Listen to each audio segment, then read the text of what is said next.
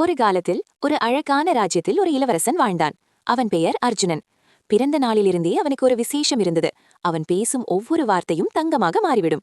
முதலில் எல்லோரும் அதை பார்த்து மகிழ்ந்தார்கள். ராஜாவும் ராணியும் மிகவும் பெருமைப்பட்டனர். அரண்மனை முழுவதும் தங்கம் நிரம்பியது. நாடு செழித்தது. ஆனால் சில நாட்கள் கழித்து பிரச்சனைகள் தொடங்கின. இளவரசன் சாப்பிட முயன்றான். அவன் அம்மா எனக்கு பசிக்கிறது என்று சொன்னவுடன் உணவு தங்கமாக மாறிவிட்டது. அவன் தண்ணீர் கேட்டாலும் அது தங்கமாக மாறிவிட்டது.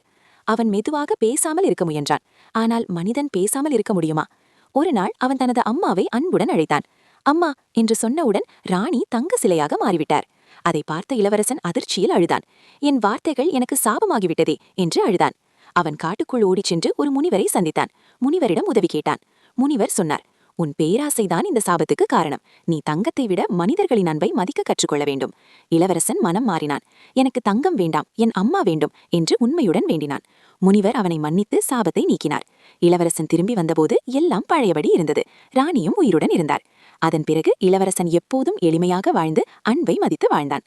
கதை சொல்லும் நெறி: பேராசை நம்மை அழிக்கும். அன்பும் எளிமையும் தான் உண்மையான செல்வம்.